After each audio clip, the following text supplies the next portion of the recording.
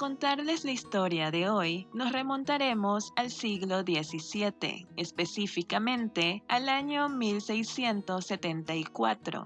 Un domingo por la mañana, un humilde matrimonio que vivía en la villa Bárcena de Piensa fue a misa como cada semana. José Martínez Vallejo y su esposa Antonia de la Bodega, quien lucía un enorme vientre de 9 meses, jamás imaginaron que, en medio de la misa, rompería aguas y daría a luz a una robusta niña que aparentaba buena salud. Los lugareños, basándose en el hecho de que la niña nació durante la celebración de una misa, tomaron aquello como una señal de que la pequeña sería muy afortunada a futuro. Se cree que esta fue la razón por la que sus padres decidieron bautizarla como Eugenia, la bien nacida. Desde el primer momento, la pequeña desarrolló un gran apetito y considerando que vivía en una época donde la comida escaseaba, eso pronto se volvió un problema. A pesar de todo, la bebé creció robusta y aparentaba estar sana, lo que una vez más se interpretó como una buena señal, ya que tanto los estándares médicos como estéticos de la época favorecían a las mujeres corpulentas por ser más fértiles. Al cumplir su primer año, la niña pesaba cerca de 25 kilos y a los 6 alcanzó los 75 aproximadamente. Fue entonces cuando la familia pidió consejo médico, aunque ni siquiera con una dieta estricta se pudo solucionar el problema de sobrepeso. Descrita cruelmente por la historia como una niña de aspecto grotesco y deforme, la pequeña Eugenia fue objeto de burlas por parte de sus vecinos, motivo por el cual sus padres decidieron mantenerla oculta, lejos de ojos curiosos e indiscretos. Pero, a pesar de sus esfuerzos, su fama inevitablemente llegó a oídos del rey Carlos II el Hechizado, quien solicitó su presencia en la corte para incluirla entre sus servidores conocidos como gente de placer. Este grupo estaba conformado por personas catalogadas en la época como locos, bufones, enanos y gente deforme, de los que se rodeaban los austrias en la corte española.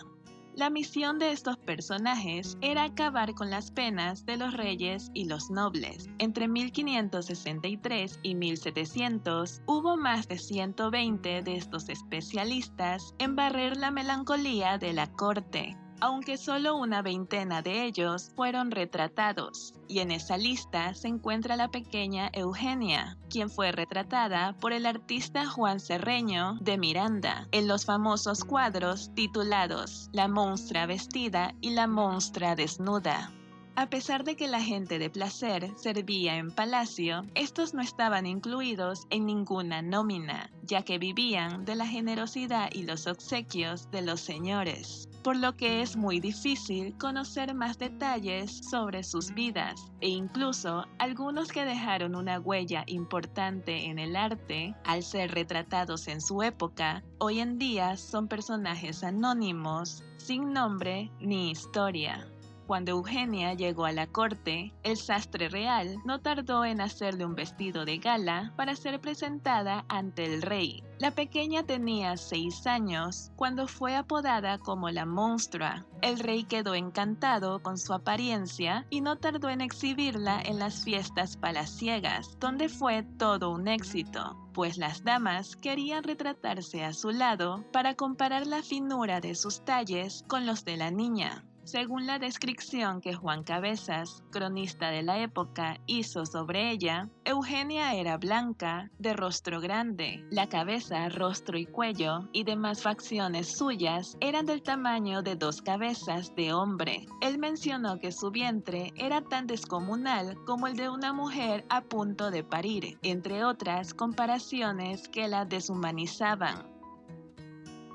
Eugenia era simplemente una niña con obesidad, y el doctor Gregorio Marañón, al principio del siglo XX, apuntó que la enfermedad de la niña podría ser el primer caso conocido del síndrome de Cushing. lo que atestiguaría su cara de luna llena propia de este padecimiento.